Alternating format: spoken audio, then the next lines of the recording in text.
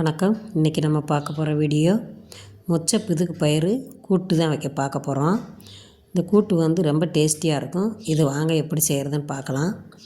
இதுக்கு மொச்சை ஒரு 150 மொச்சை வாங்கி நைட்டே ஊற வச்சிடணும்.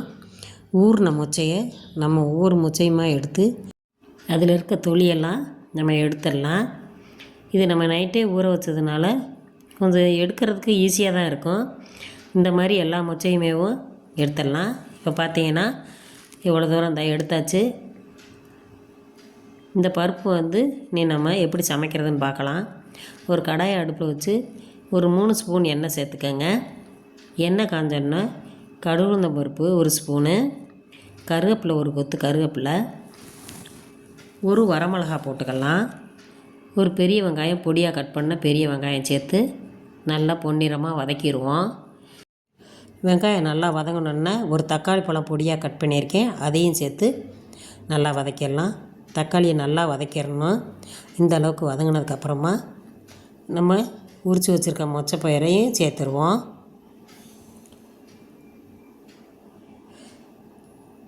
சேர்த்துட்டு இதை நல்லா கலந்து விட்டுருங்க.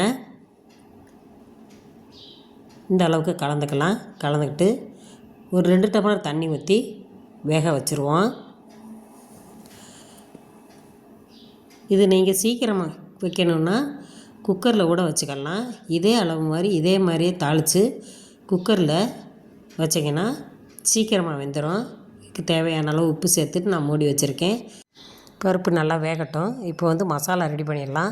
1 ஸ்பூன் சீரகம், 1 ஸ்பூன் மிளகு, 1/4 டீஸ்பூன் மஞ்சத்தூள், ஒரு 5-6 பச்சை மிளகா, ஒரு 4 பூண்டு பல், சின்ன வெங்காயம் ஒரு 4-5 சின்ன வெங்காயம் சேர்த்து இதை நம்ம அரைச்சி எடுத்துக்கிடுவோம். அரைச்சி எடுத்ததை ஒரு பவுலில் சேர்த்துருவோம். பவுலில் சேர்த்துட்டு கொஞ்சமாக மிக்ஸி ஜாரில் தண்ணி ஊற்றி அதையும் கலந்து ஊற்றிக்கலாம். இப்போ பருப்பு வெந்துக்கிட்டுருக்கு. பருப்பில் நம்ம அரைச்ச மசாலாவை சேர்த்துடலாம். சேர்த்துட்டு இதை நல்லா கலந்து விட்டுருங்க. கலந்துட்டு மறுபடியும் மூடியை போட்டு மூடி வச்சிடலாம். இப்போ நான் ஒரு கைப்பிடி அளவு தேங்காய் எடுத்திருக்கேன்.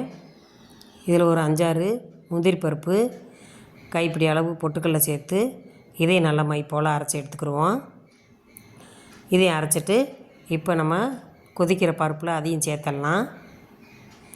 இந்த மாதிரி நம்ம சேர்த்து செய்யும்போது இன்னும் டேஸ்டியாக இருக்கும். சாப்பிட்றதுக்கு நல்லா சுவையாக இருக்கும். இதை நம்ம சாதத்துலேயும் போட்டு சாப்பிட்டுக்கலாம். இதில் கொஞ்சமாக நீங்கள் தேவையான அளவு தண்ணி சேர்த்துக்கங்க. இதை மறுபடியும் நல்லா மூடி வச்சுட்டு நல்லா கொதிக்க விட்டுருங்க. சாதத்தில் மட்டும் போட்டு சாப்பிடணும்ல, குழந்தைகளுக்கு காரம் இல்லாமல் இட்லி தோசையிலையும் போட்டு கொடுத்தாலும் அதுக்கு சாப்பிட்டுக்கிடுவாங்க. இதில் கொஞ்சமாக பெருங்காயத்தூள் சேர்த்துக்கலாம். குழம்பு நல்லா டேஸ்டியாக இருக்கும். இதை நல்லா கலந்து விட்டுட்டு இறக்க போகையில் ஒரு கைப்பிடி அளவு கொத்தமல்லி தழை சேர்த்துருவோம். சேர்த்துட்டு நல்லா கலந்து விட்டுருங்க. இது நல்லா வாசமாகவும் இருக்கும், சாப்பிட்றதுக்கு டேஸ்டியாக இருக்கும். பிதுக்கு பயிறு கூட்டு ரெடி ஆயிடுச்சு. இப்போ நம்ம பரிமாறி சாப்பிட்லாம். பாருங்கள், நல்லா சூடான சாதத்தில் 2 கரண்டி பருப்பு சேர்த்துக்கலாம். 2 கரண்டி சேர்த்துட்டு 1 கரண்டி நெய் சேர்த்துக்கோங்க. நெய் போட்டு சாப்பிடும்போது ரொம்ப டேஸ்டியாக இருக்கும். இதே மாதிரி நீங்களும் செஞ்சு பாருங்கள்.